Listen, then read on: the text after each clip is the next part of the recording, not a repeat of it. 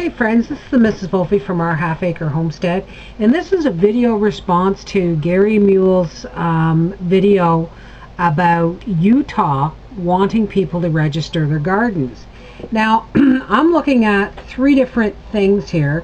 Agri Utah, basically what they're doing is they're asking people whether you grow a tomato in a pot on your balcony or whether you have a huge industrial gardening farm or crop farm. They would like to encourage people to register their gardens. Let me see. They're calling it the Garden Challenge.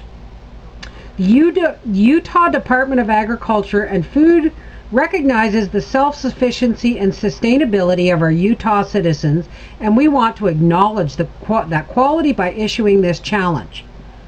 Okay.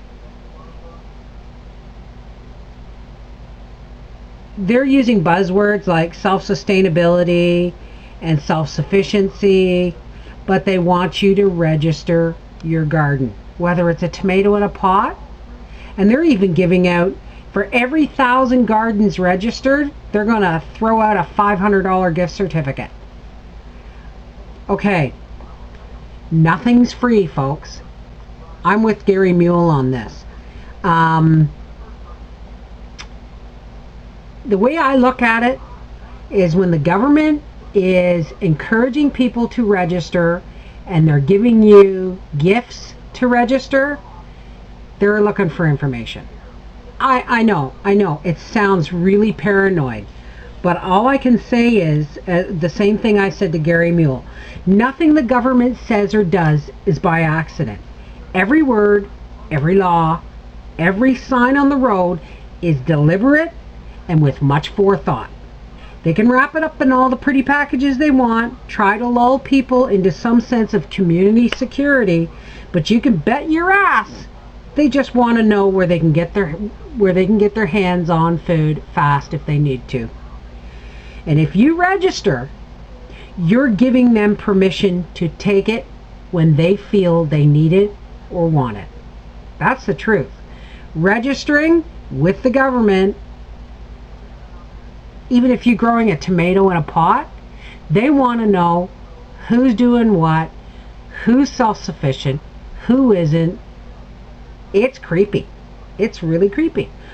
It wasn't that long ago that I went to a local feed store, and one I normally don't buy at. It was a co-op, and I normally don't buy at it because the prices are really expensive. I usually buy, I support local mom and pop businesses. We have a feed store at the end of our road, and there's one down the highway that, well, he's not a feed store, he's just a local mom and pop store, but he keeps feed in the back room that you can buy. And those are the ones I usually buy from. But they were closed, and I had to get a specific feed, so I went up the highway to the co-op, and they asked me for my name and my phone number and my postal code. Now, I've been to big Home Depot stores and Ronas and stuff like that where they ask your phone number and they punch it in to see, that you're a customer, right? I don't know why they do it, and I've never given it a second thought. But when I went to the co-op and they asked me for my phone number, oh, have you ever bought feed here before? And I said no.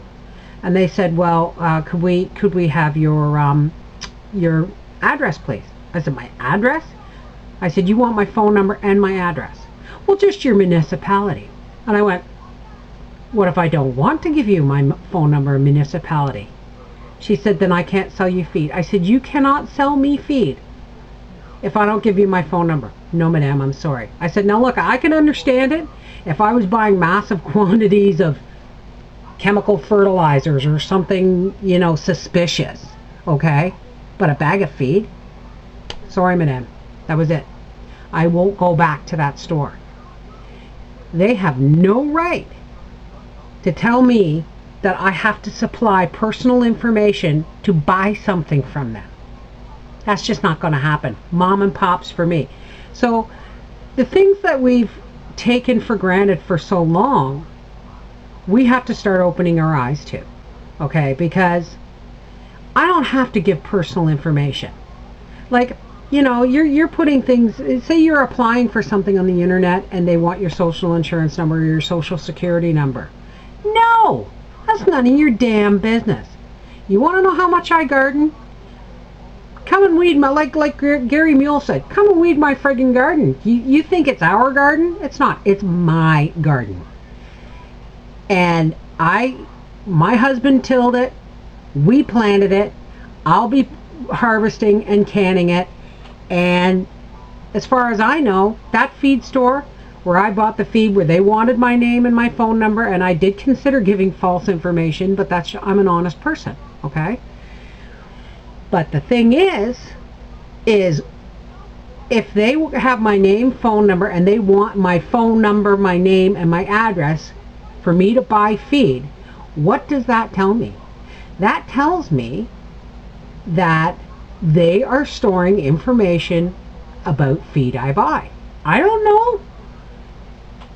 The point is, personal information, whether it's how much food I grow, or my phone number and my name, I don't give my name and phone number out to total friggin' strangers. And if you don't want to sell me feed, that's fine. I'll buy it somewhere else. This is the Mrs. Wolfie from our half-acre homestead saying,